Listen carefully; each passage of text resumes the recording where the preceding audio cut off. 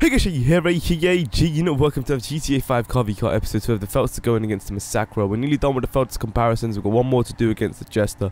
And right after that, we're going to be moving on to another sports comparison. We're halfway through the sports comparisons. We're nearly done. And hopefully get those out the way. Then I'm going to sort of get other cars that you guys want me to do also. Get those out the way as well. So anyway, first of all, my apologies for not posting yesterday. I've been working a lot of things, so expect to see a lot of content. But first of all, Feltzer definitely has better handling than Massacro, especially with its turning ratio and turning circle. So both these cars are extremely well balanced for each factors. And of course, when it comes down to a racing situation, it all depends on the driver at the end of the day. I mean, it does become really tense between two different drivers who are equally skilled with each other, as these two cars are neck on neck with each other. But unfortunately, the only downside to the Massacro is the handling. Its turning circle and turning ratio is pretty poor, but regardless, the acceleration and top speed dominate. You can see here the Massacro dominates against the Feltzer, so it's pretty difficult for the Feltzer to keep up with the Massacro. But only way for that is if the track consists of a lot of corners. That's the only way for the Feltzer to keep up. However, on a straight or any sort of curvy straight, the Massacro will absolutely tear up the Feltzer, and you see the gap just increase further and further. Of course, the Massacro's got more torque as well. That's not a surprise there.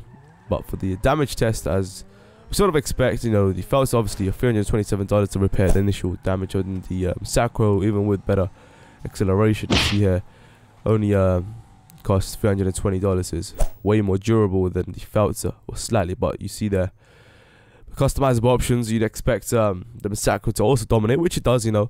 Although the Feltzer does have customizable option with its pre-custom car, with the visuals, with no options, but still, Massacro with individual variety of options for each category is absolutely insane how much they've put into this car for performance and visuals. So, you know, it's absolutely amazing. I mean, the car itself does look absolutely amazing, the original form of it, but then with its options as well, it's pretty damn awesome. I would just hope they put more customized options for existing cars in the future as well. But as I said, on the track, you know, this is very track dependent. On this track, for example, this little cell, of course, consists of a lot of corners and one or two small straights. So the thing is, the car with a better handling, with a better turning ratio, will obviously dominate. But just about, I mean, the Massacro does do well on tracks like this. If you know where your braking points are on each of these corners, then you should be able to execute with the Massacro quite well. So depending on the driver, what you'll prefer, you know, with your driving style, of course, if a car that oversteers, my personal favorite, of course, is the Feltzer. But I mean, the Massacro wasn't too bad when I drove it. I mean, it wasn't the greatest for responsive turns, but once I figured out my braking points, I was able to pull off a really good time with the Massacro, which I can't beat again. So, you know, this was the time, and this is the footage that you're seeing now. So, see, they're pretty close to each other, but the Feltzer does take it with its better handling there, pretty much. I mean, you see the times there, it's really close. But at the end of the day, the Massacro will dominate, and there you guys have it. Hopefully you guys enjoyed this episode. Be sure to check out the Alpha vs Feltzer. Click the annotation on the screen, it will take you straight to the video. I'll see you guys soon. Show you sign out. Good night, peace. Yeah.